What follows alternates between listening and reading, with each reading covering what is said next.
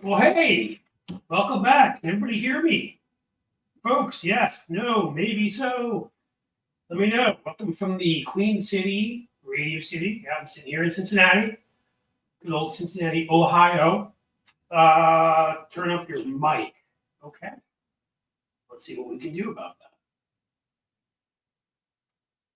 Is it really that bad, guys? Echo. Jeez, we're starting off great today. This should be good. That should be good. Hold on. Hold on. Hello? Hello? Okay. Good there.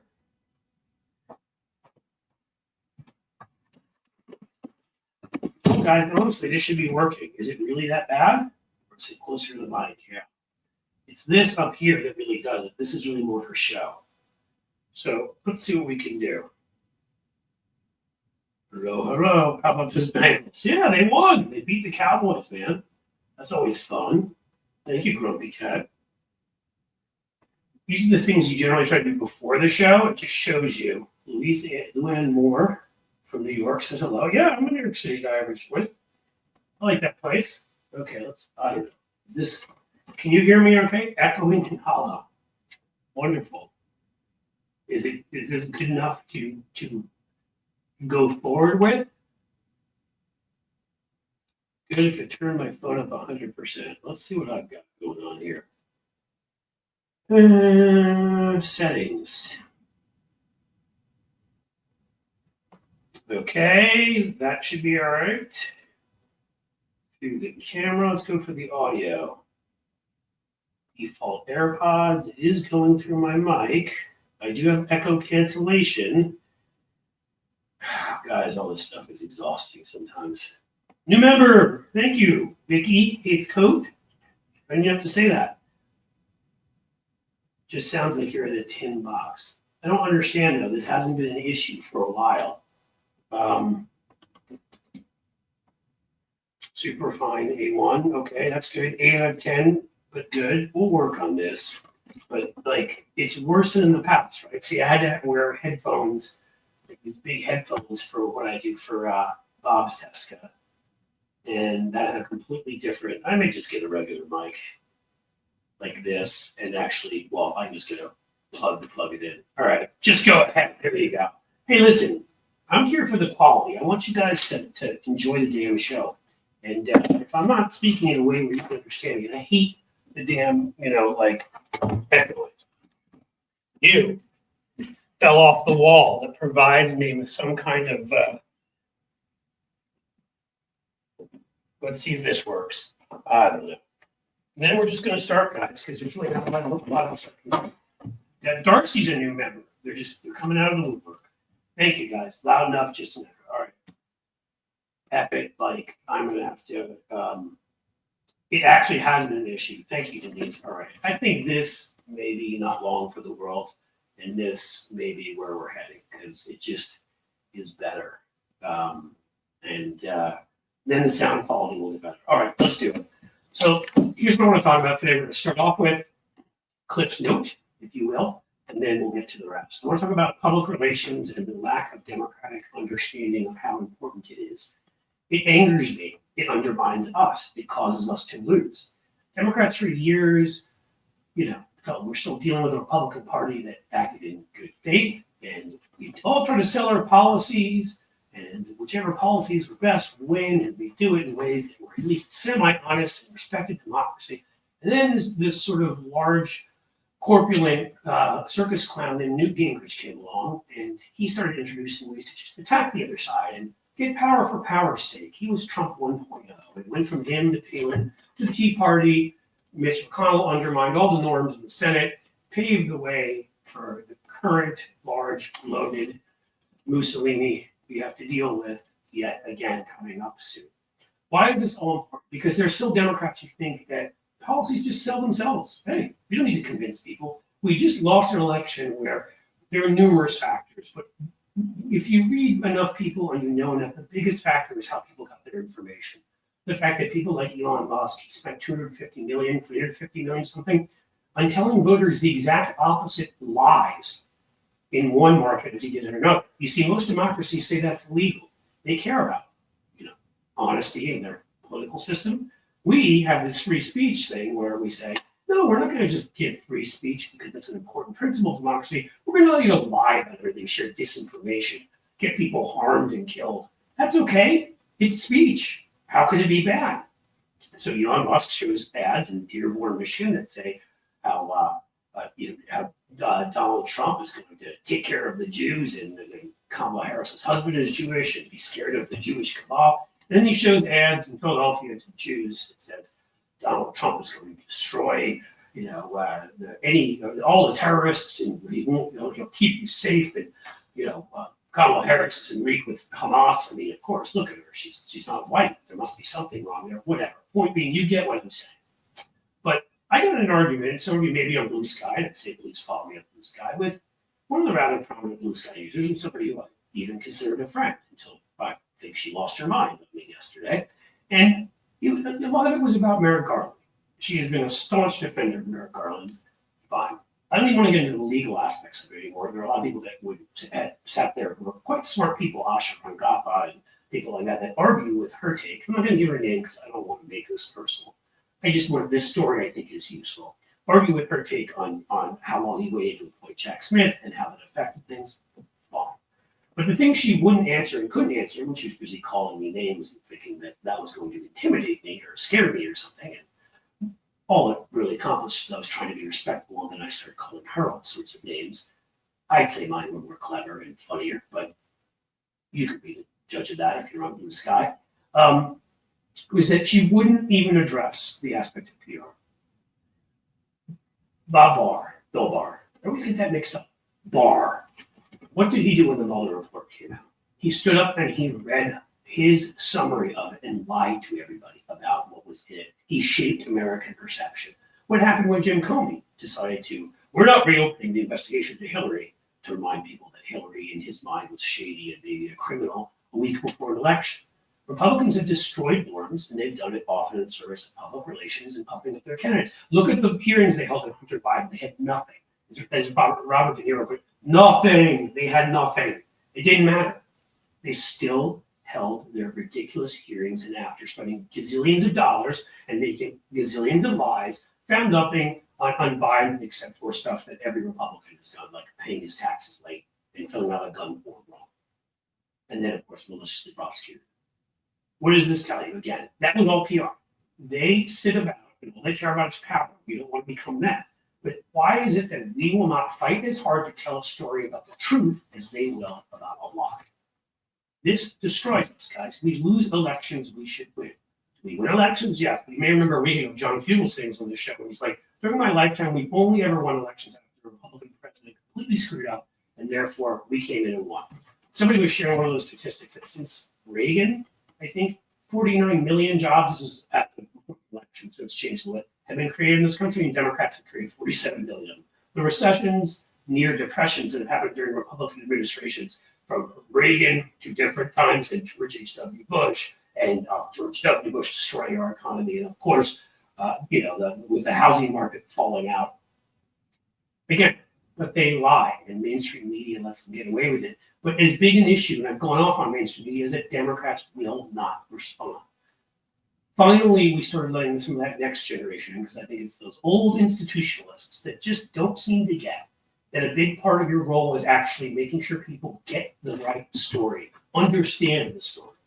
So you've got Dick Durbin sitting there while Clarence Thomas is literally sucking up money from everybody this side of the Sultan of Bhutan. And guess what? Did he ever call Clarence Thomas in front of a committee? Did he ever use the Senate Judiciary Committee when we were in the majority to go after the Supreme Court? Of course not. The way they went after even Hunter Biden, that would have caused a lot of PR. That would have informed a lot more people how corrupt our Supreme Court is. And again, back to Merrick Garland. I told you what Comey did. I told you what Barr did. You remember that. These guys open their mouths all the time. They're not Merrick Garland. They couldn't hold a press conference explaining to the United States of America, our people, what was going on. No, you don't give specifics of cases away. You don't give names away until you've actually indicted them. But what you can do is tell people your view of things, that the MAGA-led Republicans led an attack on our Capitol on January 6th, and it was one of the most dangerous days for our democracy. And 140 or so police were injured defending the Capitol a couple of times. Yeah, you can tell that story because it's nothing even close to the stories that Barr told and the others who lied. Tell people the truth. Merrick Garland should have been holding a press conference every week. If we were fighting when we were fighting on abortion rights, when the Supreme Court did what they did, head of Health and Human Services, get up, hold press conferences regularly about what that will do to women. When they, especially about January 6th, why don't we have Homeland Security getting up and saying, oh, the Supreme Court right now, John Roberts, if they're going to slow walk an investigation into insurrection and they're going to do what this person on Blue Sky was claiming, okay, fine. They're helping domestic terrorists. They're harming our country. They're undermining our democracy. It's no time for norms. Republicans have destroyed norms. What don't we get about this? Okay? They win elections where they lose the popular vote. Don't care. Right? It used to be something you're kind of ashamed of. They say they have a mandate. Mitch McConnell won't let a Supreme Court justice be added for a full year when Obama's in office. But then, like 4 years later, he lets it happen immediately because Joe Biden's won while people are like still voting. They lie. They destroyed, every norm. They filibuster. 90% of the times it's been used plus under the con. Used to be. It's not even in the Constitution. It's an accident of history. It used to be used terribly, yes, but only in cases where they tried to block civil rights, the Southern right-wingers. Now it's used for everything. You have to have 60 votes, even though that's not in the Constitution. The Senate was meant to be a majority body. So you have to speak out. You have to stand up for your side. You have to fight. You have to control narrative. Gavin Newsom said this. Eric Swalwell said this. Ted Lieu said this. Gretchen Whitmer has said this. Jasmine Crockett. Stacey Plaskett. Jamie Raskin. It seems that we have a coterie in the House that get it, and governors that get it. The Senate and some of our other institutions are falling behind, and I do believe it's generational. From Gen X on down, we're not in some Reagan crouch like the Republican Party is still the popular party that has the popular position. We're confident in our positions. We're confident in mocking them, pointing it out. It's one of the best things that Kamala Harris did during the campaign, hitting them hard. I believe that she overperformed in some ways when you look at how incumbent parties across the world for the first time in 70 years all lost, and how well she did was because she fought back. And she was a black woman, and they were probably racist, and they were suppressed votes in numerous states. Completely what would have been illegal when we had the Voting Rights Act, Ohio, Florida, wherever they controlled the Secretary of State's office. This election, again, they did it because they do PR about lies. Post-birth abortion, lie, right? We know that. It's ridiculous. They're eating the pets. They're eating the pets. Lie. FEMA not giving people their, actually going and taking away people's possessions in North Carolina. Lie. But we won't fight the same way for the truth. And that was what I was saying about Merrick Garland. He stood up every week or even every month and had a press conference, blaming Republicans, pointing out their intransigence, their ignoring subpoenas, the fact that we were, that they, a lot of them had spoken out, supporting what Republicans did that day.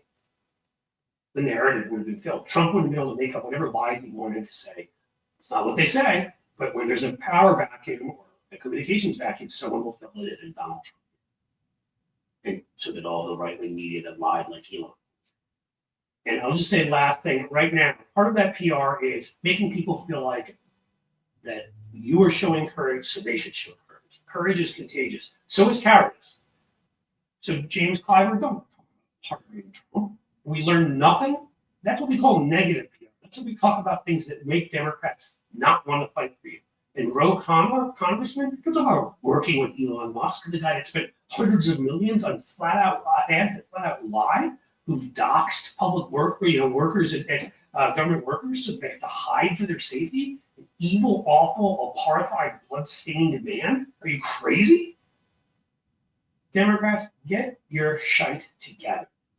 All right? And this isn't all of them. I named a number of the ones in the House and governors, but I'm sorry, enough. Enough with the apologizing. There are still things Joe Biden can do. He's doing some of them with judges. Stand up, define who they are. Stop pretending that they're okay. Stop pretending they're not fascist. Stop talking about pardons. Stop not saying anything when they do terrible things, Merrick. And stand up and define who they are, control the narrative and message. That was what we had. We had the government while they had the vast right-wing media. And you know what? We could have used the government to do that stuff. Because again, there are no norms anymore. But we did. And now we're here.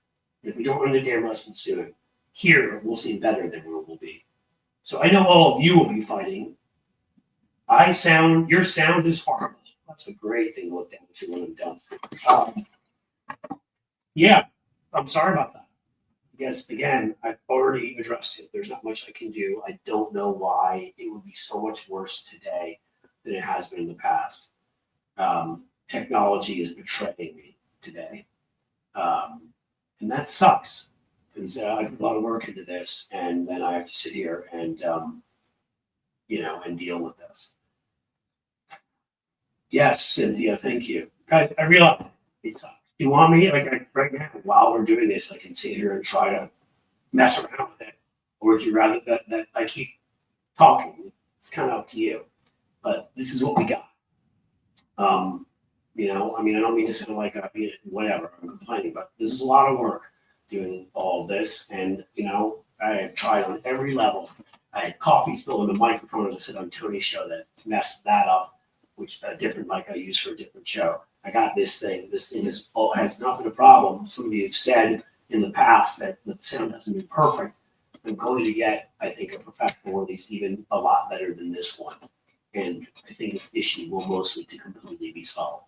But, I'm not money pouring out of my pockets. I'm doing what I can do here. In any case, get away from that, back to where we're going, public relations. I don't know what ideas you have. I would love to hear it, but I'm really tired of and I don't want to go on Democratic bashing sessions. I hate doing this. But I don't know what else to do when you make arguments that are sound, when you watch as the other side. Well, Donald Trump just on Truth Social will make up any lie, push any message, and we will not even do the most basic messaging. So that wouldn't be proper. Your Attorney General or FBI Director or anybody speak out. If it's a threat to Homeland Security, have your Homeland Security Director speak out. And if you don't want to have them do it, have somebody in their office do it. They have these people called press aides. They could do it. Communications directors. And you know what? They have huge PR budgets. You can actually do a lot with that. Watch, as Donald Trump does. Watch as he uses all of the public funds to demonize Democrats, demonize liberals, demonize every group you expect him to demonize, support all of his ridiculous policies, because he's going to have no hesitancy to do that. He will lie with our money about things. We won't tell the truth with our money. It drives me insane. It's up there with our failure of mainstream media and how cynical and treasonous the right is as the things that anger me most about what I do in politics. That I fight my ass off. I don't care if I'm on TV. I don't care if I'm on a YouTube show. I don't care if I'm talking to somebody on the street. I fight my ass off for all the things we believe in. And then I have to watch James Clyburn say that we should pardon Donald Trump. I mean, are you kidding me? The original sin was when Gerald Ford pardoned Richard Nixon, which, by the way, I do think Gerald Ford was back in an age of where he did it at decency. I think he's the last decent Republican president, as in a good person. And I think he may have done it for the reasons he said, to end our long national nightmare and all the division, which we hadn't seen in a long time at that point. But it didn't work out that way. What it did is it emboldened all of them. It told them they could get away with it. And then Iran-Contra came, and Iraq came. And I mean, we can't name every scandal of the Trump administration. There are enough gates to attach to things in the world for every Donald Trump lie, scandal, treason. So maybe the not locking them up, maybe when Barack Obama said we shouldn't look back when the Bush people committed torture, and by the way, I'm a big Barack Obama fan, maybe Joe Biden said, not pushing harder, and I wrote ads for him in 2020, maybe we should all realize this isn't working. That we can get all the policies right, and we can have support people, and we can pass things like Obamacare that ended up becoming hugely successful, and family and medical leave, and under Joe Biden, the Infrastructure Act, and getting shots in arms with the COVID stimulus, Inflation Reduction Act, and then they come along and they beat us because they lie about everything. They take credit for stuff they voted against, like the infrastructure bill. Hal Sparks is in the house. Where's Hal Sparks? Hal Sparks is in the house. Maybe he can tell me how to fix my crappy audio. Yeah. I mean, to lose because we use everything we can and fight as hard as we can, I can live with that. I really can. I hate it. Don't like losing. And I really, really don't like losing to terrible people who are going to harm people. But if we lose because we don't use everything at our disposal, well, yeah, that's a problem. Oh, hi, Cliff. Were you on a podcast with Bob Cesca where he talked about the failure of liberal fat cats? Yeah, didn't get the right one. I'm sorry. To support liberal media. Yes. So you guys did all the equipment. It could be a lot easier. Okay, now I know Hal Sparks is here because everybody's saying, "Oh my God, Hal Sparks! Hal, comment. Where are you? And like, support my technology. Help me. I'm not smart. I'll add you. Do you want to join the show, Hal? Yeah, I know you do, Hal. You're hiding now somewhere, but you're in there. I know you're in there, Hal. Jim, let's get what you have to say there. At the risk of repeating myself, MSM is complicit in this recent chain of events. Yes, support independent media. Look, no, I mean, guys, I can. JD Christie, awesome. Thank you. Super stickers. Yes, they help me buy better equipment. Look, this mic, the mic I'm going to buy is going to cost me a couple $100. I still, but again, it's a mic I only use for Bob's show. This has been working until now, right? I mean, I don't think you guys complained, and said stuff like you have today. Clearly, we're having issues. And I am no Hal. Hal could fix this stuff in his sleep. I have trouble just getting my pants on in the morning, guys. So, you got to give me a little bit of a break. What do we got here? Spanky, like the name. Took Nixon and Reagan and 2 Bushes in 2 dumb terms to accomplish what the devil never sleeps, went high when they went low. Yeah, I love Michelle Obama. I think she has the most class, grace, maybe the best first lady ever. Wonderful, brilliant, just amazing. And this sometimes shows the difference between people that are sort of political operatives and aren't. When they go high or when they go low, we go high was one of the worst pieces of political advice of all time.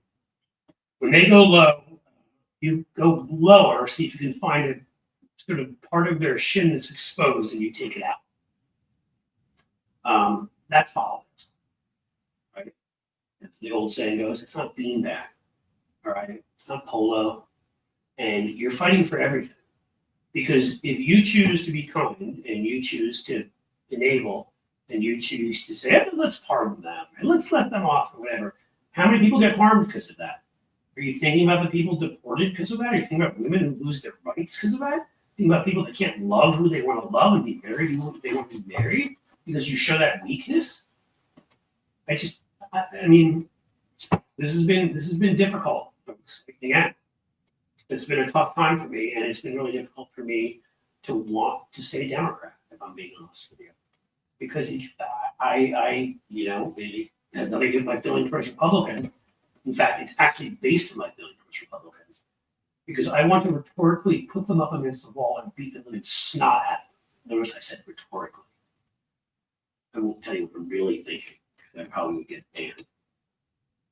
But when I see people with the weakness and the meekness and the apologizing, follow the Swallows, follow the Lou's, follow the Jasmine Crockett's, follow the Jamie Raskins. That's the way. Not the pardons and not I'm the head of the Justice Department. It wouldn't be proper for me to say anything. So I guess I'm just going to keep my mouth shut, even though none of my predecessors did. One of them probably elected Donald Trump because he didn't. That's not how you win. Never. And again, I didn't want to reserve this for just ripping crap out of Democrats because Republicans are evil. Republicans are, what am I going to say to that? They're beyond the level of despicable I ever thought they could reach. But they're there. And I can only assume if I didn't think they'd get this far, they're going to go further. It's really hard to predict how low they can go. Every time you think you got there, you're like, wow, even I didn't see that coming. They go lower.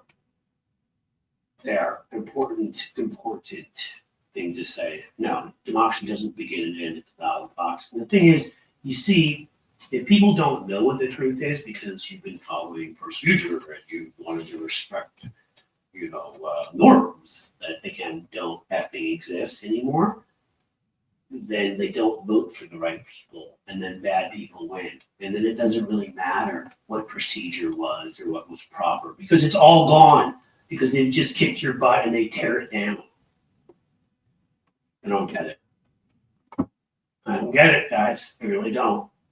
Um, I go on Stephanie Miller's show and she calls me an alpha liberal, and the truth of the matter is I should just be a liberal because everybody should fight them. Like, I don't think what I do is tough or unique or whatever. It's just instinct. When somebody acts that way, why would you not fight back? Somebody's going to harm people. I do not understand it. Thank you so much, Renee Laforce. A good French name, Laforce. I'm going to France in the near future. Je suis très heureux. Yes, you don't like my music again? That's how you know we're on the same side? We are on the same side. Again, it's not this microphone. Folks, I wish this microphone, I'm just going to get us out of here. I put that there because for show, but it looked cool to have. It seems like a real radio person, but it's this. Problem's here. And I don't know what's going on. But if you keep bringing it up, you keep making me want to fix it. And if I keep going to fix it, guess what? We're going to get a lot less of a show here. And I'm not saying that to rip on anybody, but freaking technology. I'll get on that next. What was that? Cannot feel sorry for McConnell? You shouldn't feel sorry for McConnell. I mean, he built this. The phrase we once used, I believe, in a different way. He did. He paved the way. He put the Supreme Court justices there that gave Trump immunity, protected Trump, and destroyed norms around the filibuster and Supreme Court appointees, other court appointees, and really all comedy, as in COMITY, in the Senate. In fact, he turned it into a comedy, a tragic comedy. So Trump isn't here without McConnell. McConnell wouldn't join Obama for a joint statement to condemn Russia interfering in our elections on Trump's side. He wouldn't do that because he's a traitor. Because only a traitor wouldn't do that. Only a traitor cared more about the dirty corporate money they filled their pockets with. So I enjoy Mitch as someone who's a foil to Trump. I enjoy the fact they hate each other. I enjoy the fact that McConnell was able to stop Rick Scott, Trump's choice from becoming the next head of the Senate. And it's John Thune. And I like they're going to fight over stuff. It means there'll be fewer votes for things. Because Trump will lose his crap and he'll insult McConnell. Oh, McConnell fell today and is getting medical treatment. Didn't know that. I thought you were all just saying, hey, look at that. That's the best comment I've seen yet. Okay, so McConnell fell today. And, well, if you're expecting me to have any sympathy, I have none. So a lot of people fell. The vast couldn't get health care because McConnell, how he did things. So, the political class, so you're supposed to have some sympathy. Yeah, all sympathy for all the people that died because of Mitch McConnell. Women now can't get abortions and miscarried and bled to death. I'll save my sympathy for them because of Mitch McConnell. He can fall over all his life. I'll stop short of wishing evil upon him. I will absolutely have no sympathy for whatever.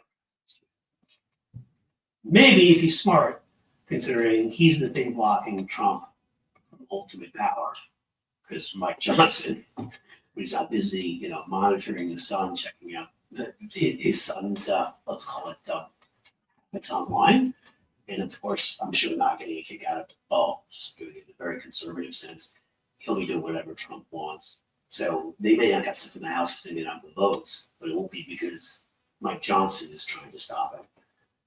And so, as far as I'm concerned, I'm glad that McConnell is there to fight with him and block things that go through. But whatever. In any case, leave it till after the show, Cliff. You sound kind of sexy underwater. That is exactly true. I've been told many times by fish and Aquaman that underwater, I'm a lady killer underwater, or a fish killer, if you will. We watched McConnell fall in a video loop. If you can, Cynthia, if you can get the Benny Hill music, I will put that in a loop on here for maybe like 24 hours. You know, going swimming with Cliff, is he wearing a bathing suit? I tend to wear a bathing suit. I'm not going to claim I'm like that Mangione guy, but you know, I stay in shape. I work out. Of course, I'm nothing like Al Sparks, who I don't think is here anymore. I can't believe he just popped in and popped out. Come on, Al. It upset me. You're going to have to have that out. Hey, my Patreon. That would be helpful. And I went through actually a whole thing yesterday. We're going to redo it and change the structure. There are going to be probably fewer levels. It will be slightly, probably a little more expensive, $1 here and there, but you're going to get better stuff. I think, guys, there's going to be a little rethinking of everything here because I want to make sure that I'm getting Patreon and YouTube members the stuff I need to get them. And obviously, I've lacked time and organization to do that. And I have organization, but I do need more time. I want to still create 5-minute videos. It kind of is where I originally started. Takedown videos showing good, smart, hard-hitting Democrats, like we're talking today, taking down Republicans, showing how it's done.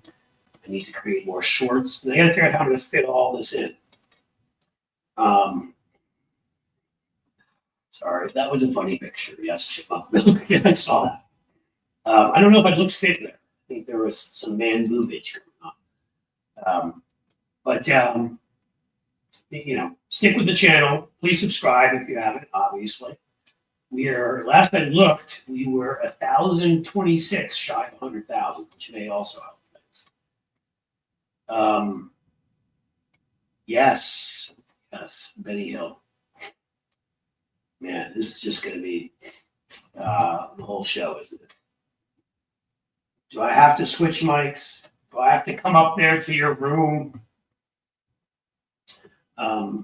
Hey, Sheldon, my man. DEMS did get rid of the old guard like Chuck Schumer. Yes, that was exactly what I was saying. I agree 100%. The Senate's failed. Schumer and Durbin should be gone. They have massively failed. There were so many opportunities when they ran the Senate. Think about what the Republicans are doing in the House. Okay, you think about the way that incentives work. How do you stop people in the House from running crazy investigations into Hunter Biden? Well, you run crazy investigations into them. You go after every Republican. And the truth is that you don't have to do it illegally or dishonestly or whatever. You should have been going after members of the Supreme Court. You should have been going after Republican billionaires. Why weren't they investigating Republican funders? And Republican funding sources, Republicans who have to Planned Parenthood, unions, or everybody that funds Democrats. Why weren't we going after certain corporations? Do you see what it was part of my rant a week ago, what Gavin Newsom said? I mean, that was brilliant, right? Where he's like, well, it looks like the Trump administration is going to take away the subsidies for electric vehicles. So we're going to start our own program to cover that, but only for new ones in the market to really give them a chance to compete. The ones that are already out there are doing okay or not. So that would just be Tesla. That's how you do it. Yes, please like and subscribe, as Cynthia is saying. And I think we're at 236. We'll get Bob Cesca at 245. He's also, by the way, an audio pro. So he can tell me what's going on. He'll be like, you sound weird. There we go. That's right. 1,100 subscribers away. So if I don't know if you're just estimating. Again, I looked earlier. It was, actually, it wasn't 1,100. No, it was 1026, I believe. So I may be really on the border of 1,000 away at this point. So, guys, hey, super chats, memberships, all that. Let's call it the Cliff sounding like he's not underwater fun. It's a good fun. Here it does well. The Democratic Party is spineless. Yes, they've been way too spineless. Renee, that's the Chabad. Dear Renee LaForce and her party is playing by rules that don't exist. Both of those things. And again, there is a new crop of younger folks that are doing it right. And even some of the Gen Zers, Margaret Frost. I don't know what AOC is. She's Gen Z, isn't she? Whatever. Again, doesn't matter. If you're from the left, the middle, I don't care about your ideology anymore. As long as you support the Democratic Party, and they do care. But you support anywhere from a center left to like a leftist perspective, and you're willing to fight. But even if I disagree with you on some issues, you're on my side. And there are a few people outside of that zone. You know, as I pointed out before, I would put Joe Manchin was outside of that zone. And I'm sorry, on the other side, Rashida Tlaib said some things that were blatantly anti-Semitic, and I happen to come from a Semitic family, so no. But really, almost everybody in between that, plus she wouldn't endorse Biden. And if you wouldn't endorse Biden, and Kamala Harris eventually, then you're not a Democrat as far as I'm concerned. I'm not going to support you. Whereas, AOC was out there on the trail fighting for Kamala Harris. So, big difference. Whole parties and spineless, just the leadership. Yes, we need new leadership. Not in the House. Hakeem Jeffries is that new leadership that we needed and got to. I think Nancy Pelosi be on the Mount Rushmore of legislators. She clearly had lost an edge, and I don't think she ever had one when it came to communications. She never should have been a communications face of the party. There are other people that were better at that, a lot better and a lot tougher.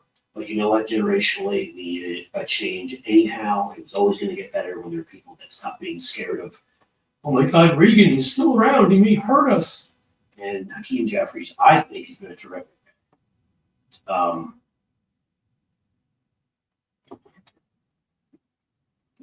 This is very correct. I've been putting you up a lot today. You don't like my music. And I may like your music. I don't know. That's what it is. It's grunge, hard rock. Got some good guitar and drums I probably like it. Yeah, it does take us all. I mean, again, like this is studies, right? You've heard Timothy Snyder talk about it. You've heard two guys, Zeitblatt and Levitsky, in their book How Democracies Die. Everybody else has to unite against an authoritarian movement, be it on the right or the left, to stop it. Everybody else. That's how you stop them. That's how democracies survive.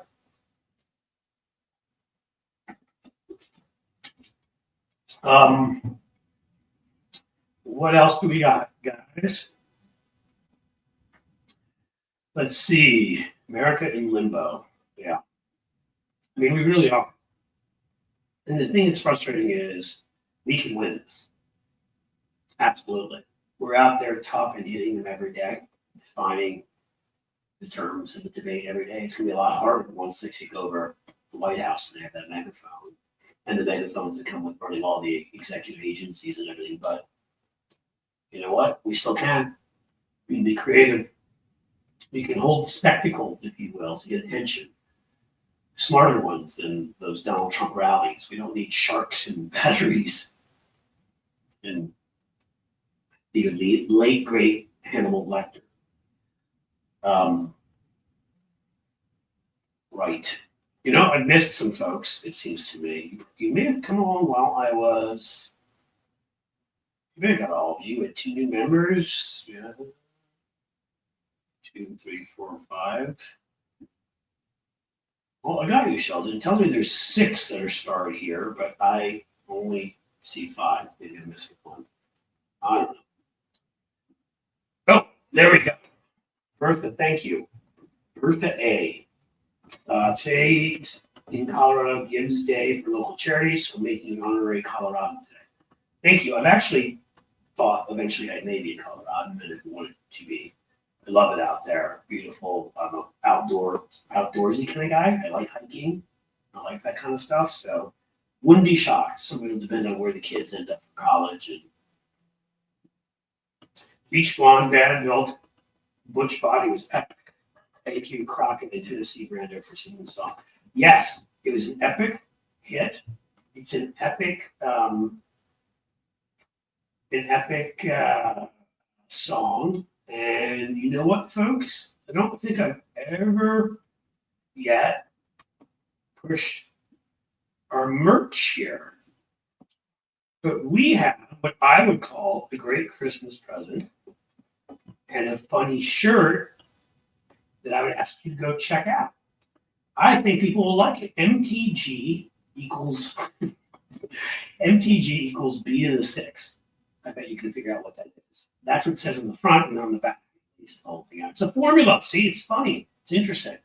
And if you got folks for Christmas, Hanukkah, Kwanzaa, birthdays, anniversaries, New Year's, Arbor Day. Arbor Day is a good one.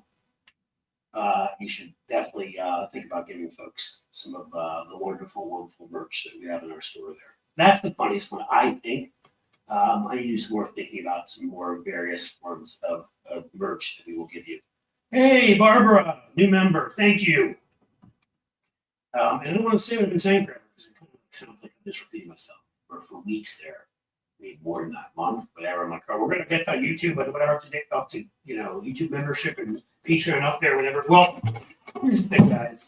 I'm on. I mentioned during my rant, I'm on Blue Sky. I've found that there are some voices there that are a little bit annoying and frustrating. I still encourage you to all go there, and I'm so glad I'm there.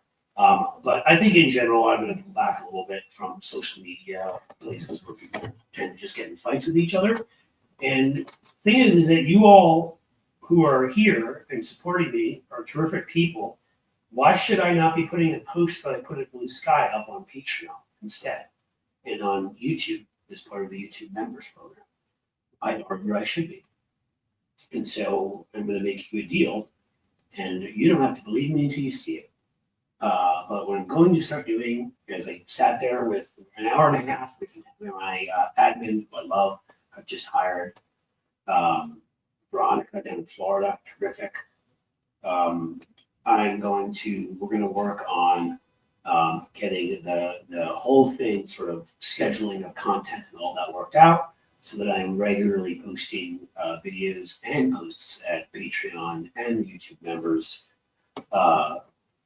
area. Thank you, new member, Alex Snell. Thank you so much. I may start a Substack, but I'm going to make sure first that I'm giving everybody, before I add something else at Patreon and the YouTube members, what you deserve.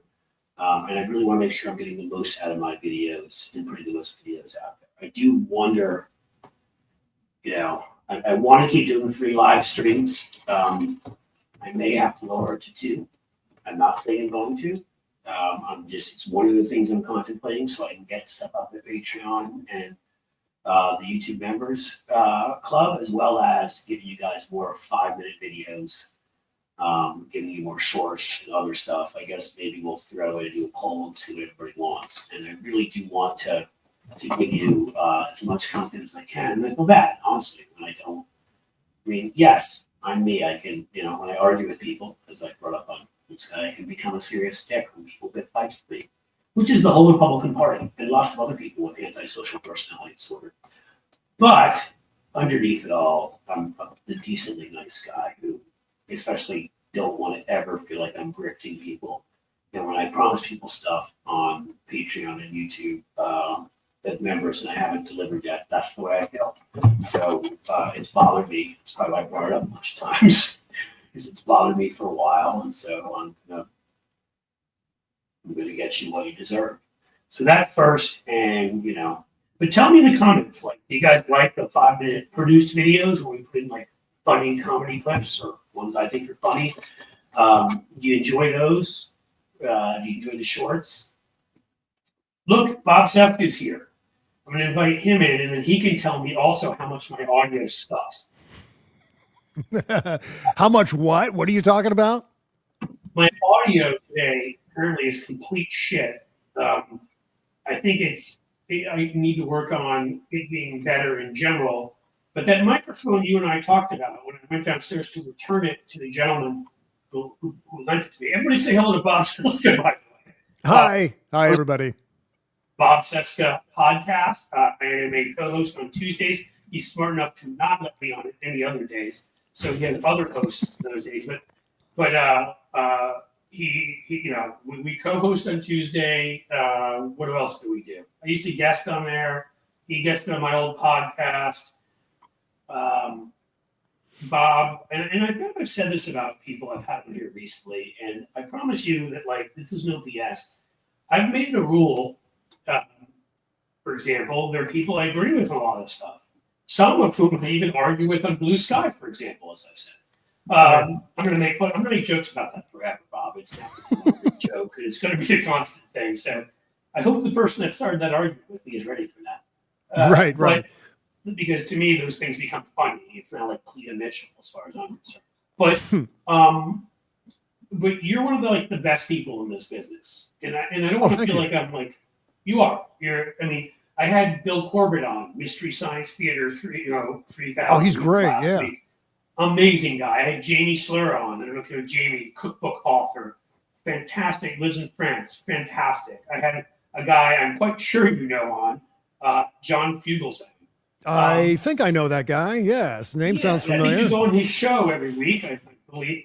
And the truth of the matter is like you guys are, you're people that like, I'd lay my life down for it. I'm not even kidding. Thank you. Same. And there aren't many people, but like there are people, and again, I guess I'm bringing it up again. That little squabble reminded me on Blue Sky, is like the people who I truly appreciate, who not only whose politics I share, but are just good, decent, honorable people that are doing their best. They're trying to make a good living, but they're not sitting here and trying to grift. They feel guilty when they do something that they're, screws over their audience. Just explain to people how I'm going to get my Patreon and YouTube membership up to snuff. I had finally the admin I hired. She's amazing. She put a whole list of the stuff together for me and is helping with it. We sat down yesterday and went over it because I don't want to ever feel like I'm charging people and not giving them what I told them I'd give them, because that's grifting. And and so I haven't done it on purpose, but I feel horrible about it. So, and I haven't had the time. So I'm figuring out all of this stuff. Yeah.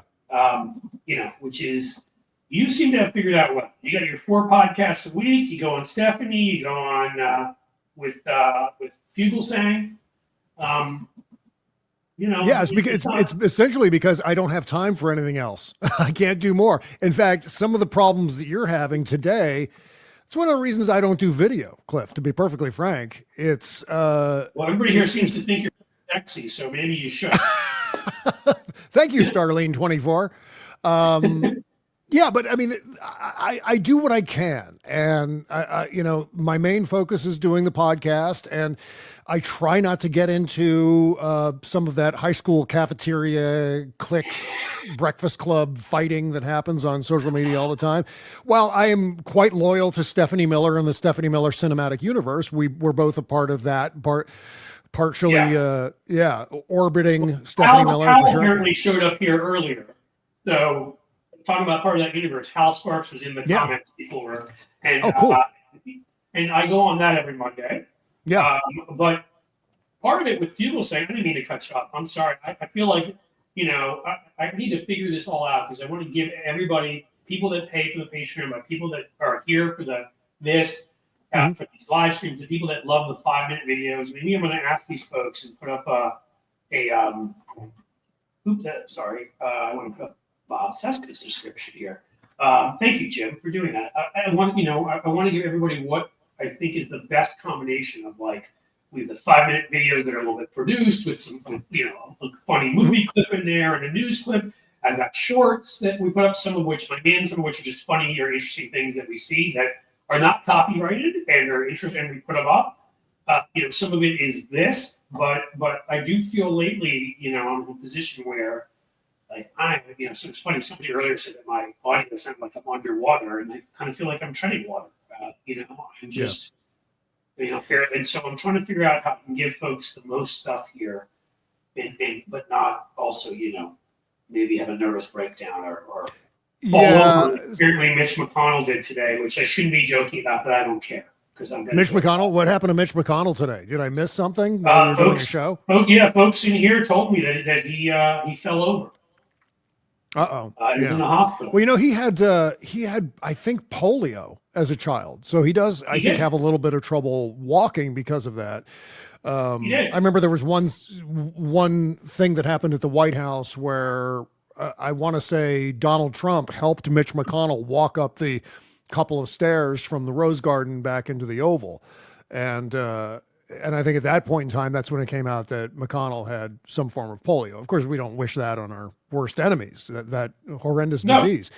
But yeah, But he does, because again, I always worry when I'm still allowed to say on YouTube, and there's certain categories you're not allowed to go near because of conspiracy. So let's say he helped support a president who was against waxing, who was anti-wax, if you will. Sorry, I can't say the word because I'm worried they're going to demonetize me for it. So, right. That kind of pisses me off. That here's this guy that went through polio as a child, just more hypocrisy from Mitch McConnell, a man who was divorced but lectured all of us on family values and has no relationship with his wife and daughters. But again, who are all liberal, by the way, but lectures us on family values and such.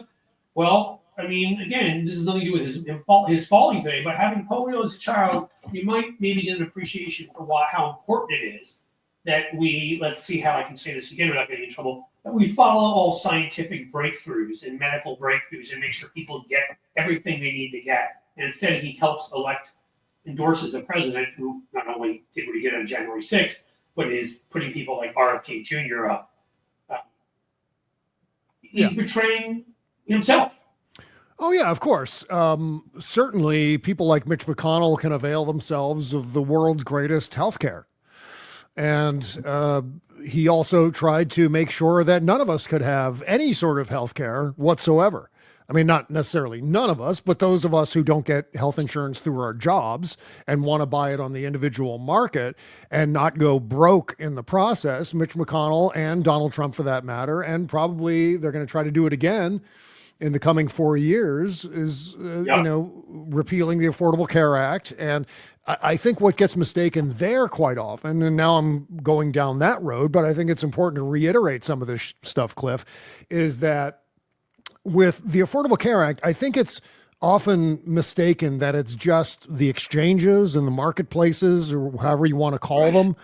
It's a whole lot more than that. I know Donald Trump for his first 4 years tried to portray the Affordable Care Act as nothing but shitty healthcare, which it's not even healthcare. It's all about insurance, and it has nothing to do with actual care. It's not like you go to an Obamacare doctor and they give you Obamacare treatments for whatever's coverage hurting you. It's about getting affordable coverage so you don't go broke as soon as you're sick or injured. That's the whole point of it. And one of the ways you don't go broke is because the Affordable Care Act also includes this entire menu of just world-class consumer protections to make sure that insurance companies can't kick you off your insurance as soon as you're sick or injured, which is a practice called rescission. It used to happen all the time to make sure people aren't going bankrupt. There was thousands of people every month would go bankrupt as a result of not having health insurance. A whole lot more people would die every month because they didn't have access to healthcare, because insurance and the inaffordability of health insurance. There should be no reason in this country why anyone should go without the proper amount of anesthesia or anything like that. And at the same time, the CEOs well, you of brought the that up health for insurance, a reason, right? Yeah. Well, the health insurance. Who was trying to limit it? Which company just was saying? Oh yeah, it was United Health. No, it wasn't United. It was Anthem Blue Cross Blue Shield, and they reversed. Unbelievable. Yeah, they reversed that decision though. I think over the weekend, they were going to do it, and we talked about it on our Thursday show on the podcast last week, and then it was either Friday or Saturday. Anthem Blue Cross Blue Shield reversed that decision, thankfully, which indicates that public pushback against the billionaire class can actually work. And I think we talked about it on the Bob Cesca show today, you and me, that there's a real opportunity in the next 4 years for the Democrats to position themselves as being the party that pushes back against billionaires, because the Donald Trump administration is going to be loaded with them. Yeah. monopolies. We should take on all three. They're all funding our opposition. Yes, they fund some Democrats too. Well, I'm sorry, guys. Get on Yeah. board Mhm. because we can't win. It's why in my rant at the beginning that I do at the beginning today when I talked about, I'm sure this will shock you, Democrats and the lack of understanding the importance of public relations, be it if you're in government and you need to speak out or campaigns or what have you. We were talking about exactly that very issue. I don't know. It's frustrating. Yeah, it is. It really is. It's frustrating to know that some people can't afford their premiums. It's frustrating to know that some people get rejected for certain kinds of care because their insurer decides, well, you've had enough of that particular treatment, and so we're not going to pay for it anymore. And meantime, CEOs of at least the for-profit health insurers are billionaires and millionaires and making a fortune with golden parachutes and all the rest of it.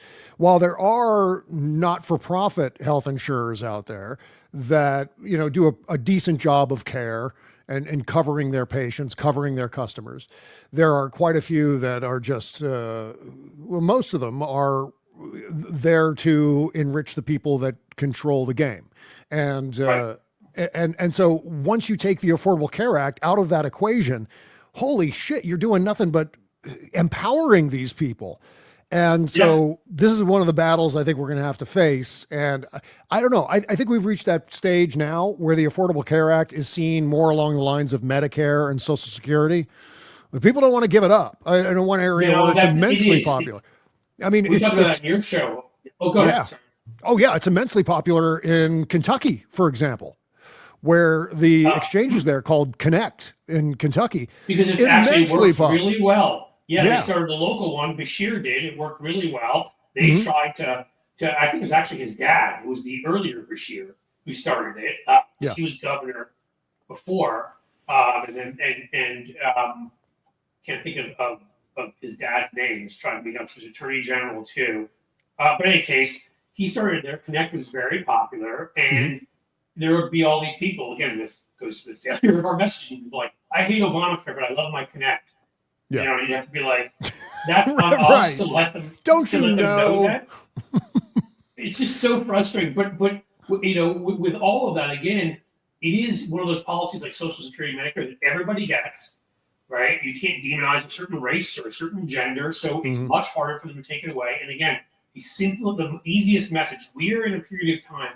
We are worse now than the Gilded Age in terms of income inequality. We are worse in terms of monopolistic economy. 6 media companies, which harms us to no end, cover our 80%. How many for-profit health insurance companies are? So many of them have been, ended up combining forces, working together. There's like maybe a half dozen, a few more of them. I mean, there's so few choices of everything, and that's why everything sucks. Because they don't have to compete. They can destroy the environment. They can pay their workers crap, fire them on the spot, go after unions. They can do all these things, treat consumers like crap, and they realize you got nowhere else to go. So it's the easiest message in the world for Democrats to literally line up against billionaires, oligarchs, monopolies. If you want to just even say oligarchs or monopolies, whatever, but make sure people know it's billionaires, and we should take them on. And it should be to give people a fair economy, to get a fair shot, and that's a fight we can have. And the thing is, it needs to be personalized. I mean, Elon Musk has given us, and so has Donald Trump, for that matter, who may not even be a billionaire, but he claims he is. So let's use that against him. Which is, they give us the easiest targets in the world to point out the abuse by billionaires. Exactly. The things they say, the things they do, the disrespect they treat their workers with.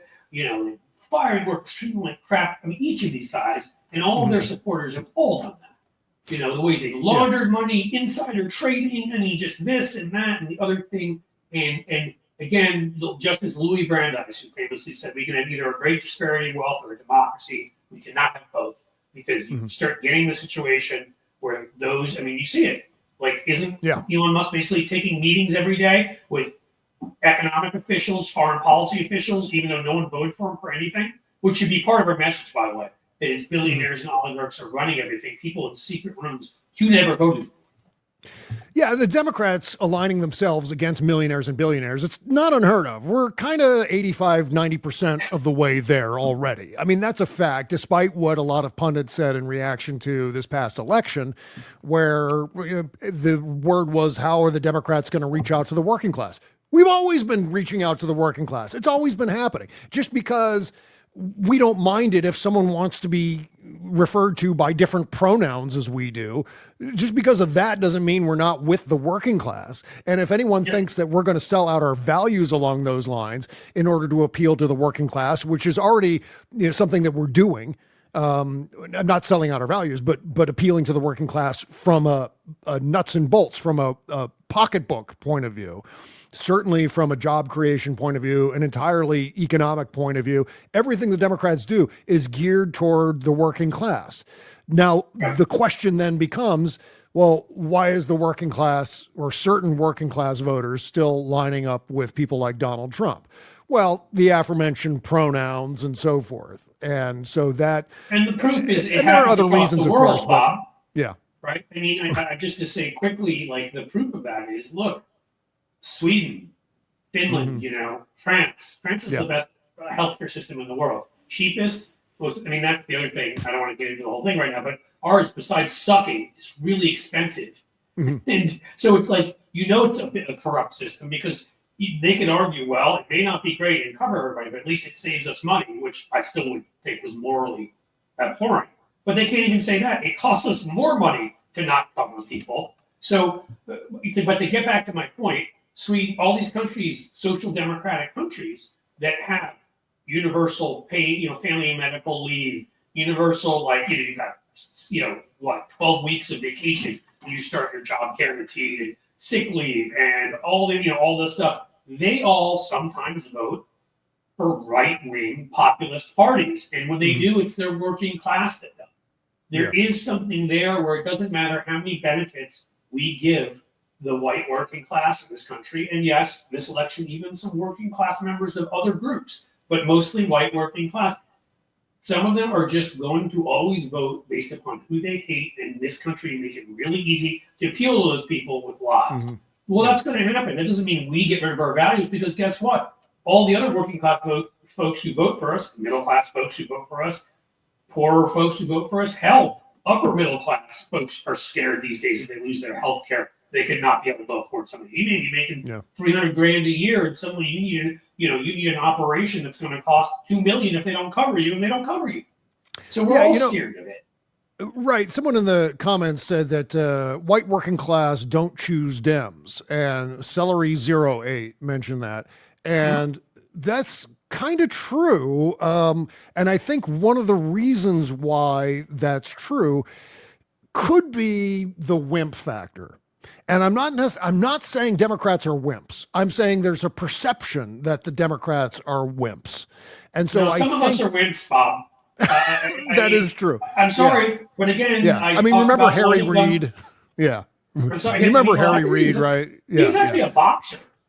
He was. He was a tough guy, but not with politics. It always seemed like he was one step away. I remember there were memes going around during Blogosphere 1.0 of Harry Reid constantly capitulating to the Republicans. He was sort of like the George McFly of the United States Senate, and the Republicans were Biff, right? And that's kind of how that worked. And I think there's a way to square that circle. There's a way that we can hold fast to our values as liberal Democrats while at the same time putting on a tougher front, go fuck yourself kind of situation. I hope that doesn't get you demonetized, by the way, on YouTube. But regardless, I'm going to charge you now for the whole month. Sorry, but that's the thing. I mean, we were talking today about the steady as she goes mindset among a lot of Democrats, certainly institutionalist Democrats. And we were talking about on the show today, I used to be one of those people. I used to be a big time adherent to the steady as she goes mindset. Now we have to adhere to political traditions because that's sort of the fabric that holds everything together in this country. And what we've discovered is the steady as she goes attitude certainly in the era of Donald Trump has been a disaster for us, because it's like I also said on the show today, it's like taking a banana to a knife fight. It's healthy and it's good for you, but it's not going to help you in the knife fight. Yeah. Right. Unless you got some Jackie Chan skills with that banana. Yeah. Screwed. Right. You have to be an expert with a banana in order to win that fight. He could like flip over on the stairs and like stab you with a banana. Yeah. Okay, I'm gonna stop now. But here's the thing, and I put this up by Cynthia Rice, because Cynthia, I know you put a few things up like this. Look, and I kind of feel like there's something important to talk about, and I've done that on this show before too, because I feel like we have to talk some truths. Look, I don't think you have to go the way you're saying bro culture, like Elon Musk. I don't think that's what we're talking about. That's not what I'm talking about. I don't think you have to go there. I think actually you benefit both politically and you benefit in terms of your appeal to voters. People like people that stand up for their values. People like people that are willing to fight for what they believe in. So I'm not talking about bro culture, like, hey, dude, she's hot, and sitting around and like we're going to become a party objectifying women or doing whatever. But what if we were a party that did the things I talked about in the beginning? What if we were a party where my favorite punching bag, and now will be forever just to annoy somebody, Merrick Garland, you know what? Like, what if he came out every week and held press conferences and spoke to the American people, explained what had happened on January 6th, didn't go into details of investigations, but just told us, we're not going to let this go away. We're going to fight for this. It was an attack on our democracy. It was horrific, and we're going to make sure that we pursue this to the ends of the earth, whatever. And you came out, you showed strength, and you did your PR. What if Democrats did that all the time? To me, I think that attracts people, that you're willing to fight for the things you believe in. And that's not toxic masculinity. That's not bro culture, unless you think that's what I am, because that's what I do. I stand up for what I believe in. I fight for what I believe in. I sometimes say unfortunate things that aren't very nice to people. Sometimes they deserve it. They may not always. But I'm sorry, I get pissed, and I get like I think we can do that, and I think that's what we're talking about here. Yeah, we're not talking about becoming like them. No, I think it's a matter of using clearer, tougher language in describing what we want and our plan for the republic. And I'll give you an example. Someone mentioned in the comments that the word oligarchy. Go around and ask just a regular person on the street who happens to vote. They're not completely disengaged, but what does oligarchy mean to you? I don't know. What is that? What does it mean? Define it. Yeah. Or God, there are so many things that we do that we tend to come up with overly complicated words that end up getting distilled down to some sort of unmemorable acronym. Like, one of my favorite pieces of legislation that's going around through various state legislatures is the National Popular Vote Interstate Compact. A great idea with a horrible name, and because how do you they sell couldn't add more words into that? I know. One of the things that's been going around. State compact for the people of America who really want to vote for a popular vote and the people. That's what they should one of the things that's been going around social media is the word kleptocracy, not kleptocracy. Kakistocracy. Kakistocracy. Who the hell knows what kakistocracy is? You know what everyone knows? Idiocracy. That's the word that everyone knows because of the movie, right? And if you say idiocracy, oh, idiots. I get it. But kakistocracy, all right. Yes, it's intellectual, but can you sell it? And the answer is no, you can't sell it because no one knows what kakistocracy actually means unless they look it up. And we can't get people to look up basic facts about the issues, much less the definitions of overly complicated words that we shouldn't be using in the first place. And always even show up and vote for that. But you know what? I think you get this. And again, this is something I've been on forever. What drives me nuts, which is, we shouldn't bring in like celebrities, excuse me, to be celebrities. Mm-hmm. We should bring in creative types who are writers, because every time I'm around somebody who is creative or is a performer or writer, who had a regular, if I know correctly, morning radio show, right? There are a whole bunch of people here who are like, Bob used to be on in my market, and blah, blah, blah, blah, blah. I mean, you from most of your life, in some manner or not, are a performer. You guys may not know this, and he's already said it on his show, so I assume it's okay. Can I say the yes thing? Can I say that, Bob? The yes What did thing? you say? Can you say what? Yes. Oh yes. So Bob is also an artist and actually drew the covers of 2 albums for the band Yes. And I won't break out with my version. I've seen All Good People, but I'm tempted to. But I saw them twice back in the day, and now they're recommissioning it, the albums, and Bob has just been brought in again to write 2 of them, or to create the imagery on them. Yeah, sort of they're reimagined versions of the artwork from 25 years ago for the reissues out next year. Yeah. Right. And, so he's doing that. Being somebody who when I was in grad school, doesn't really count, published poetry, has written columns, wrote a book, have screenplays sitting around. If you're a creative writer and you're and you've done this kind of thing, and you know how to tell stories, that's the people we need out there, not the people with the legal jargon or 5 policy proposals that nobody understands. Yeah. And John Fugelsang is so effective in communicating. Hal is so effective. You are. It's one of the reasons I love, actually, what we call the Stephanie Miller Cinematic Universe. Stephanie was an actor and comedian. I mean, these are people that know how to connect with people, whether in written form or performing. And I really feel like when it comes to Hollywood screenwriters, producers, more of these folks should be brought into the fold because they know how to talk about important issues that have and bullet points and numbers to them, but pull on your emotional heartstrings while they're talking about it. Yeah. And that is what's important to me. Yeah, it's about being tough and being clear about it, about everything, coming up with terminology. And a lot of people credit this to Frank Luntz, but he's not the only one who is pretty good at this stuff. I hate to give him credit for anything, but there are quite a few political consultants who have ideas about better ways to speak and to sell the message. And I think one of them is sitting on the left side of your screen right now. Cliff, you're very good at that shit. And so is people like Rachel Bitticoffer. It's really about that. And I think that's the key. There's no calculus behind, well, how do we win the next election? How do we win back those voters who went with Donald Trump last time? It can happen. I mean, a lot of those voters voted for Barack Obama twice. I know different time for sure. And some of them voted for Biden in 2020, as we know. I mean, look, again, I just went and saw, and actually I'm probably having a movie reviewer come on. We're going to talk about Gladiator 2, because the original Gladiator is one of my favorite movies of all time. And I thought Gladiator 2 was a sort of, I would give it a 8.5 to a 9 out of 10. And the only reason, so I think it's an excellent movie. Just the original Gladiator to me is like a 12 out of 10. And it's just amazing.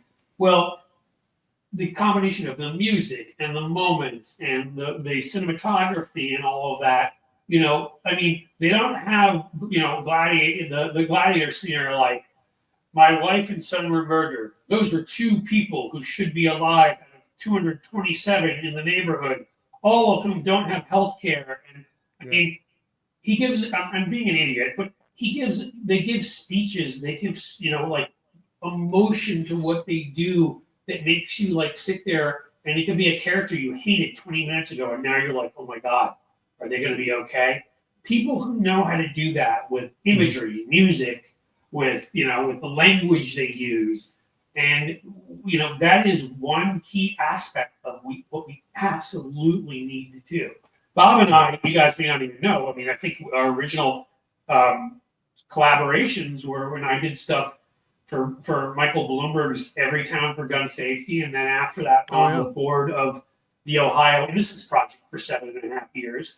And Bob was the editor I brought in. Like, I would help write some of the scripts and get Bob some of the source material, and then send it to Bob to edit. It would come back our way and all that stuff. And Bob did a lot more than me. Let me be clear, but we collaborate on these things because they did pretty well. We raised a lot of money at the Ohio Innocence Project events, Bob, because people were crying, like watching these stories of these people that had lost years of their lives. Yeah. Even though they were innocent, who got out.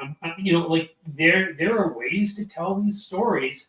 Yeah, yeah. that affect people. And it's not, you don't have to overthink it. I always contend that a movie like, what was it, Toy Story 3, which was an exceptional film in that franchise. There are some great CG animated movies that, you know what, would be just as great if they were done with stick figures, because the storytelling and the performances are so good. And so Right. if you have if you have an excellent basis for the idea that you want to convey, it doesn't matter, the optics of it don't necessarily matter as much as the messaging of it. And so that's the key to all of this. Keep it simple, stupid is a long-standing rule in American political campaigns. Once things start to get overly complicated, then if there are too many chefs in the kitchen, and often the Democratic Party has, I like to say, 82 million, 76 million chefs in the kitchen, all pulling in different directions, it seems, on some days. It's even worse on social media. See the aforementioned debate about kakistocracy. You know, we tend to overcomplicate things, and we got to stop doing that if we want to start winning elections. And one of the main things is just prioritizing the idea of winning elections. Make that, as long as that's the priority, you're going to get there, because then you're going to do the things that lead you to that conclusion. Correct. And think about who your audience is. Something else that if you perform, you do. We can all talk to each other because we know that we're all smart people, who are not some of the people on the other side. And there are probably, like some people said, on the other side, and some of them are smart. As Donald Trump said about Mexicans in his first thing, and some of them are decent people. But remember, he's like, they're sending us their worst, but rapists, and some of them sure are decent people. Yeah, that's not basically. But people here, we can have conversations about Pakistan, excuse me, and stuff like that, because I get it. You guys are all smart. Yeah. But we have to remember, when we're talking to the population at large, and not this particular chat room, that we have to say things. Why would you say kakistocracy when you can say idiocracy? Why would you give a 5-point bullet plan when you can tell an individual story about somebody who had to go through this heart-wrenching experience because of what Republicans did? These are the things we need to get. Yeah. And we do sometimes. I won't be one of these Monday morning quarterbacks who sits there and says something different. I thought she did a terrific job. I thought she defined the narrative well. I'm not saying everything was perfect, but I thought she defined the narrative well. I thought she, was constantly mocking and hitting in the way that I say we should do. I think that she was supporting local parties and a great get out the vote operation, a lot going on. She's a Black woman that probably hurt us, and in a perfect world, obviously, or a normal world, it wouldn't. But in this stupid one, could that have hurt us? Sure. But on top of that, incumbent parties, people still haven't gotten over COVID. First time in 70 years, they all lost. We have a dumbass electoral college. And even though she lost the popular vote, it does affect how you campaign. If you go maximizing your vote in places like New York and California and stuff, if you weren't dealing with, all these things were parts of a whole. And I still think it doesn't take away from, she ran overall a very good campaign where she messaged pretty well. I think they should have still focused on a couple key things. Democrats always seem to mess with stuff where you can say, hey, what is it about the, so I was reading something here, and somebody saying the mics and the AirPods always work better. It's still my signal. Maybe I should turn my mic off and see. I don't know. But that you should, Donald Trump, as awful as he is, you knew the 2 or 3 things that, of course, he'll never actually do, but that he said he was going to do. Yeah. Right? He's going to deport everybody. He's going to lower crime, even though crime's actually pretty low, and he was lying.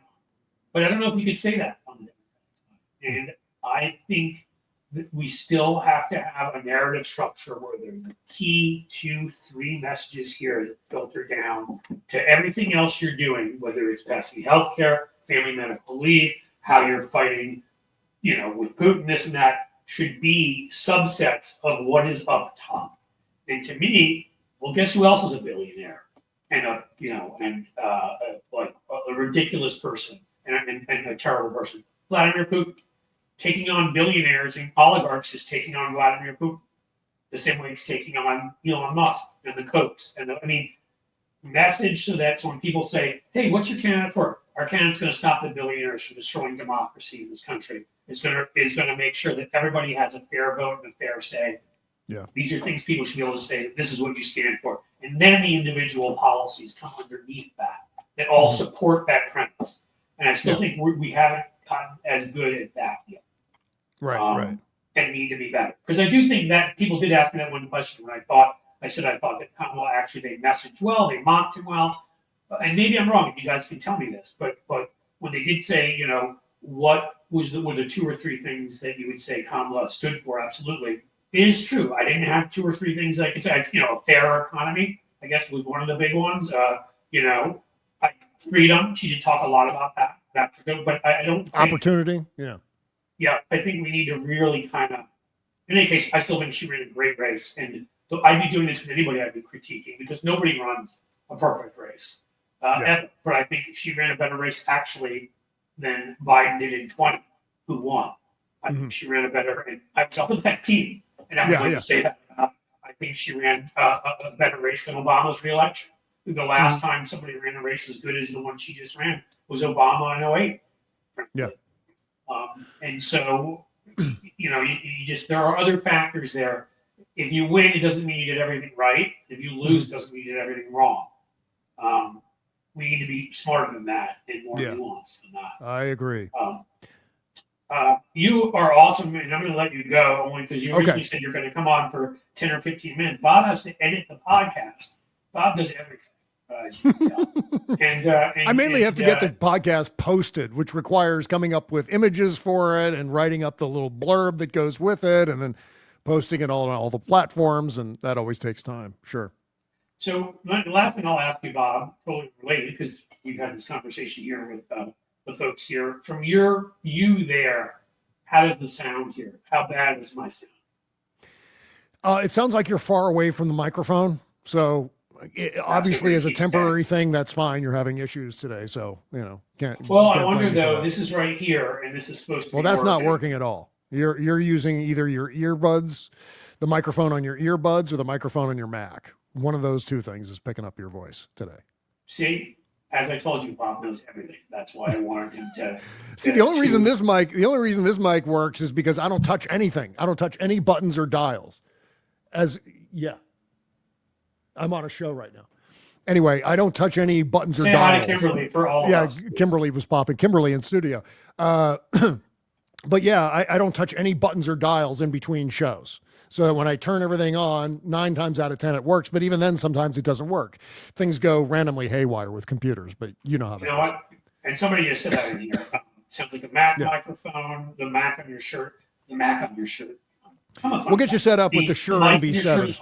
What it is that it says it's on here. Clearly something is not working and the signal is not picking up there. So it's almost like I'm just sitting in an office with it echoing. Yeah. That's all you're getting from me. So at least we know that's the issue here. And if you guys want, like I can actually probably just take this off and switch the thing here and you can tell me if it's better, which I may do once Bob is gone, because why the hell not?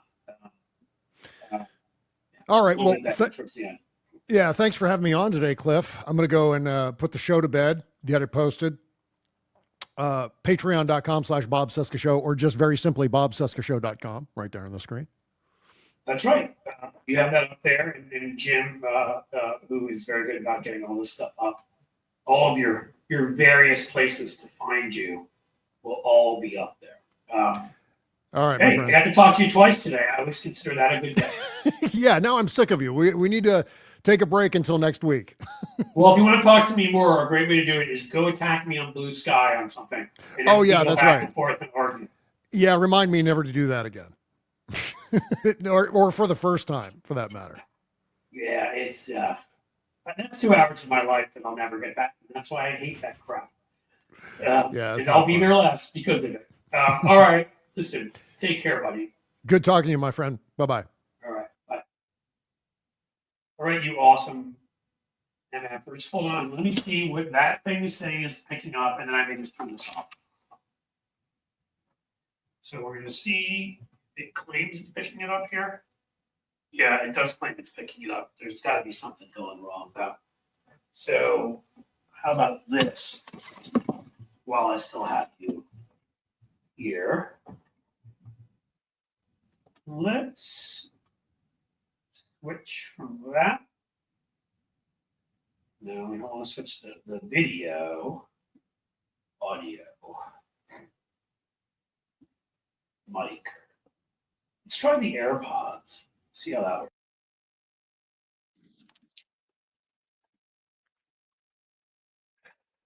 All right. Guys, there we go. I'm speaking through the AirPods. Better? Worse? Anyone?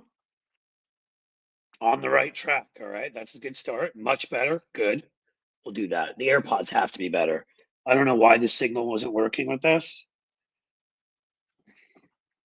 If you spend money on stuff, guys, I swear to God, and it breaks on you. See, I should start, just reaming, oligarchs and billionaires again, because that's why.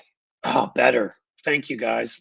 Now I feel better, and now I feel partially better and partially like an ass because I could have tried this a long time ago. My apologies for that. And my guess is that my opening monologue is going to sound kind of weird. When we put that out as a separate video, people are going to be like, hey, why is he in a cave? Thank you for letting me know. Cliff, your sound is just bad. Always somebody, I swear. It can't get better. Well, Alton Gillespie, I respect your opinion, but everyone else has told me at least it's better. And when I get my magic microphone, which I'm going to purchase almost immediately, that I was using for Bob's show, you're going to hear the smooth, dulcet tones of Cliff Schechter. I'm going to be like Barry White. I may start singing some Barry White. Is that okay? You can tell me. All right. Where are we? About 3:30. I've been on an hour and a half. And so this is where I go through the dilemma, which is, as I said, what is wrong with me? See, now it's working, but I can't talk. I want to make sure that I have the time to put together some of these other videos. Tell me, guys. Oh, Alton is fake news? Okay, so is Alton just, MAGA, right. Okay. Thank you for that, Dark Shabu. So tell me, is your preference here? We'll take the Patreon or whatever out because you guys aren't going to all become members, though you should. But do you prefer, like, I need to get at least one me straight to camera short every day, which I haven't been doing. It was my plan. Gonna do that. Other shorts from appearances with Hal and some of the ones from this show. I put up one with Fugel saying earlier from last week, a short, 2 minutes, stuff like that. So you'll get a bunch of those, a few at night that aren't even me. Do you like the medium sort of 5-minute to 7-minute videos when I do kind of ones that are either interesting or funny and have and not even always funny, but have some clips in them? I kind of have referred to them for a while as Democratic takedown videos. They've done well, a lot of them, but it's when someone like a Swalwell or someone really kicks butt. That is a that and Jasmine Crockett. Do you like those kinds of things? Somebody say Cliff Schechter ASMR channel. I don't know what that means. Somebody's gonna have to tell me. Ooh, thank you, Andrea Shilkoff. Barry White Cliff. Hope everyone is doing well and staying warm. Love all around. That's that's what makes all this stuff worth it, no matter what. You're good people. Good people. So do you guys, smooth voice, that's right. Yeah. I can speak like Barry White, although then I may be charged with appropriating or something. So I want 5-minute or less for shorts. Yeah, my shorts are 3 or less, they have to be. So those you're gonna get from various things anyhow. I'm gonna try to do more of those and get you a couple of those a day from me. You can get a couple that aren't me anyhow. But what I'm saying to you is, if I were, would you rather, if let's say to get out 5 to 7 more 5 minute sort of to 7 minute videos, 4 minute to 7 minute videos of, showing you Democrats kicking Republican butt, and I give you my commentary on it, PR of it, the strategy, the whatever. Would you rather if I did that? And I did. This is the one I would have sung, by the way. Paul Young, yes. Can't get enough of your love, babe is just wonderful. Can't get enough of your love, babe. Okay. Would you rather that I did that and did maybe one fewer of these live streams, like, or would 2 live streams? Benny Loco, thank you so much for the super sticker. So let's say I did 2 live streams, and instead of like I'm getting you like 3 or 4 of those 5 minute videos, what if I were getting you 10 a week? Would you rather I did that? Wear the suit. Yeah. Again, appropriation. I'm going to get in trouble here, guys. Megyn Kelly's going to get mad too, because you're not allowed to do anything black in Megyn Kelly's world. Santa can't be black. Jesus can't be black. Barry White can't be black either. On a serious note, what do you have to say? More 5 minute videos or a third day of live stream, or I try to fit in both somehow and get some sleep? I like the live streams. We need the live streams. Okay, we're getting a lot of live streams.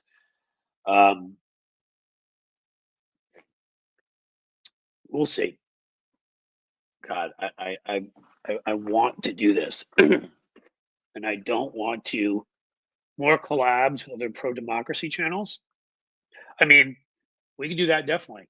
I've had a bunch of folks on, obviously. I mean, if collabs means we're doing like, we're for both of our shows a dual live stream, could do that. But obviously, Fugelsang and Cesca and people are of that ilk. Third live stream 100%. It builds a community. I agree. I really like doing these. I really want to get you more of those 5 minute videos though. Like, I don't want to feel like I'm giving you recycled content all the time.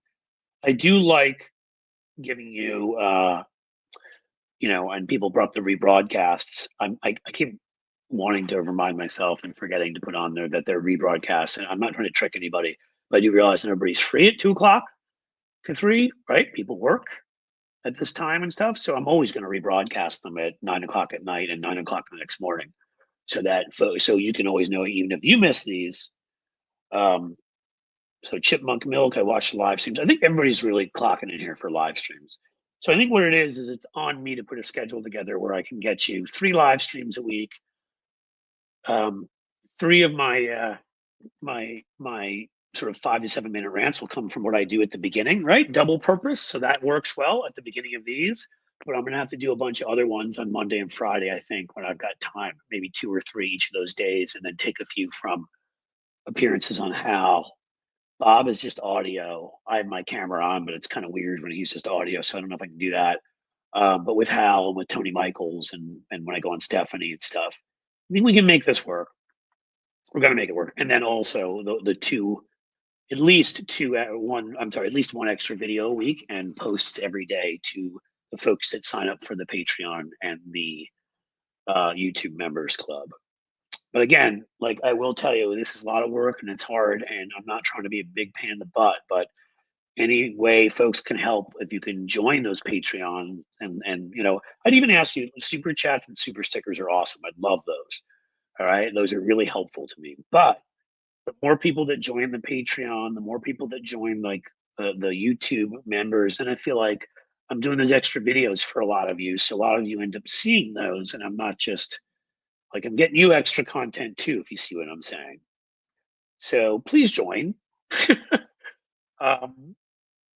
I really, really, really want to grow the Patreon and the YouTube members most of all. Lefty Gramps, thank you for the $5 super chat. It was very kind of you. All right, this has actually been good. This has been good. We've been there you go. Thank you, William. Became a new member. And I know some of you actually have joined Patreon and that doesn't show up here. So, hey, Benny Loco. I thought you were, okay, new member. I love it. I don't know why I thought you were already. Thank you. I'm really going to, and again, we're going to reset whatever level you join there. It's going to be reset. There'll be higher levels, but you'll get stuff I don't know you may want or may not want, like a top level where you get to we do a phone call and chat and tell me about some strategy stuff. We're going to probably have some maybe once or twice a year, do some Zooms for the folks at the second highest level. Those will be above like the video and when I get you written content levels. But even like $5 to $10, whatever it is, I think it'll be $5, whatever. You'll get all the like basic good stuff, which means the extra videos and the extra posts. So if you can afford that, that will be terrific. Sorry, missed Patreon name. Is it Cliff's Edge there too? It is. Jim, can you I may actually have it here so I can toss it in. Hold on.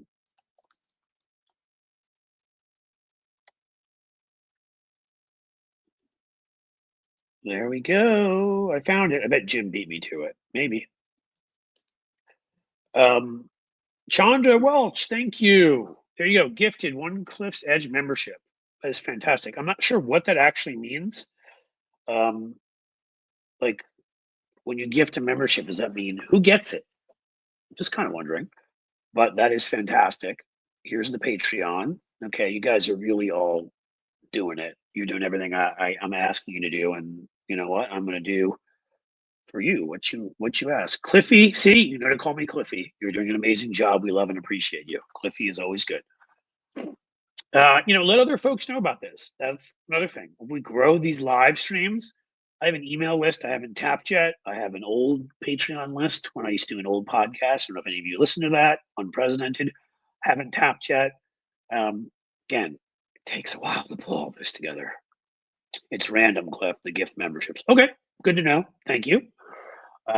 It makes no difference. It's an incredibly nice gesture, whether it's random or it's for somebody specific. So thank you either way. You owe them a clipped toenail. William, if you're talking to me, I owe people more than that. Sorry, when I promise people things, I believe in delivering. And I obviously do not like when I don't deliver. So 3:39. Okay. I think we're getting close, guys, to the end of this. You've been incredibly helpful today. And I will, you've been like my market research in addition to being here and being awesome. So I can kind of put this together. So we will keep all three of the live streams. It has been ordained.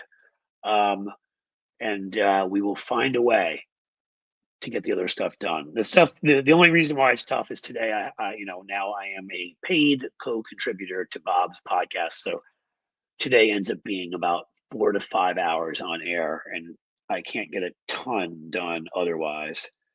Ooh, we need some viewers in the Twitch chat. Yes, do that if that helps get affiliate. I don't know what that means either, but I am learning stuff.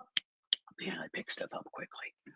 I am learning stuff. So whatever Jesse is saying here, because going to try to do more with putting up some videos at TikTok. We'll share that with you. And Instagram, those are being worked on. Again, these are like the main projects. Patreon, YouTube memberships, like getting more video content to you, getting like some more stuff to TikTok and other spots. And yes, also what I shared with you before, which was MTG equals B6. You want that for your special loved one or not loved one for a Christmas, Hanukkah, Kwanzaa, New Year's, Arbor Day gift. So think about that, right? Creative shirt, made it up myself, and it says on the back, has a picture on the back. You'll like it. I linked to it. I sent it to you. I'm going to send it to you again. So you can go look and decide, hey, is this as funny as Cliff says, or is Cliff just kind of full of crap? Or both, really, because they're not mutually exclusive. But I will share that. And because I haven't pushed the merch here, I think I'm going to come up with. Hey, here's a question, right, folks? I mean, for the Christians among us, why do my comments always come up twice, guys? I don't try to do that. If I get some really funny one, like 2 words, 3 word kind of Christmas tree ornaments, and we're to get that up here like within the next 48 hours by the live stream on Thursday, would you guys be interested in some of those? Is that the kind of thing you'd like? I'm trying to think something that's Hanukkah worthy. You'd think as like even a bad Jew who doesn't do anything, I would know these things from how I grew up, which also was raised as a bad Jew. So I guess that's not really true. But I can't think of what I would get you in the Hanukkah spirit. I could put stuff on a dreidel. I kind of feel like that'd be sacrilegious though, so I'm not going to do that. Yeah. So here it is. Human F being gives me a yes. So I don't know if that means yes to Christmas ornaments. Christmas ornaments, folks. What are we thinking? Yes, no, maybe. So I don't want to, I mean, again, I'll create them. Hanukkah is the least religious, well, probably Jewish holiday, but yeah, it's at the same time as Christmas. You know what I'm talking about. I'll make some, if you want, some Purim stuff. Uh,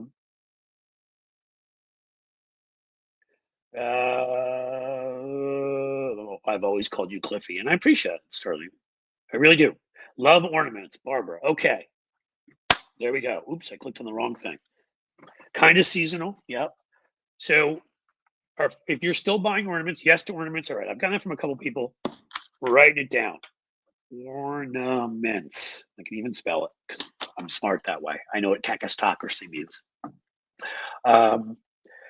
So we're gonna create some of those. They'll be funny. You guys grab those for family. Magnets. Okay, magnets are good. Go look around the store. I mean, I linked directly in there to the. Tell me if you have any trouble with it because I haven't tried shopping there yet. I should get some stuff in my background. I linked directly to the MTG one because I thought people would like that the most. But I can just link to the merch overall, and you guys can go around there and tell me what you like and what you don't like. You can buy some stuff. Little Chinese food cup ornaments. Not sure I know how to make those, or with the bumper stickers. Sure, why the hell not? I think the bumper sticker, what would we say? I voted for the smart lady. Like, it was funny when people would say I voted for the email lady for Hillary Clinton. What would we say for, because I think I voted for the black ladies. I don't know about that. Melania, yeah, Melania's hawking ornaments too, right? So maybe I should get some ones that make fun of Melania. That's perfect. I'll have a mega. We're gonna go meta on this. No, not the stupid Facebook thing. We'll have an ornament about Melania making an ornament. Okay, so ornaments. We'll do some, whatever. Go look at the store, see what you like. You don't do it right now because I am still here, so why not? But I think that's good. I voted for not going back. Is that well? Okay. Do I have something on we're not going back in there, or is that something different? Clothing. What do we got? Ooh, I don't really see very much. We got to do more, guys. Your content goes here. Okay, so we need more clothing. We got a hat, we got a mug, we got a shirt. All right. I'm going to add all this stuff. I'm going to try to work on it by Thursday. It's a busy Christmas season, guys. Morning Joe's adding John Lemire to make it better. Yeah. Maybe if he removed Morning Joe, he'd make it better. I might do a rant on that. Maybe I'll do it tomorrow. Seems a lot of other people already got there. So I think that's it. I think we have covered our bases of all of Melania is an ornament. Lefty Gramps. That is a quality comment. That's all Trump has ever wanted women as ornaments, either mental or physical ornaments for him to make him feel better about his pathetic, crappy life. I think this is it, guys. I think we've done well today. And I see what you're doing there, Hugh, too. You're still putting some good stuff in there. Joe Walsh. Joe Walsh is a buddy. I may try to get him on the show. That would be good. Eye-opening video on the truth is no longer matters in the U.S. Yeah, well, that's the problem, right? That's why we have to get out truth in places like this. That's why Democrats have to message truth. My whole rant earlier with my crappy microphone, because if we don't get it out there, nobody will. All right, bumper sticker. All right, we got this stuff. Oh, I hate Christmas ornament with Melania's picture. Oh my gosh, that's so good. Didn't she say I hate the Christmas? I'm not trying to be a jerk and be picky, but that's even funnier. I think we're going to do one. So maybe we're probably not going to have by tomorrow. I'll be honest with you, but I'm going to work on, I don't have the Cesca thing tomorrow morning. So we will have them by Thursday, and I will try to figure out my microphone situation by tomorrow. We may start off with the other one and see if it works, if I've figured out what the problem is. If it doesn't, then we'll go with these again, because I don't think I can order this thing overnight. My fun neighbor downstairs may let me borrow his again. So there's always that, and I can try that. Mind your own damn business. Good. See, you guys are crowdsourcing this with me. And look, I hate to, remind me in here if I miss it who gave ideas. I want to give people credit. The freaking Christmas. And I don't like profiting off of other people's ideas, but at this point, I really just have to be able to, I need to be able to bring in enough for all the time I'm putting in and to put this time on air. And that's really what it comes down to. And paying my admin, which will help us create more content and all of that. So that's it. I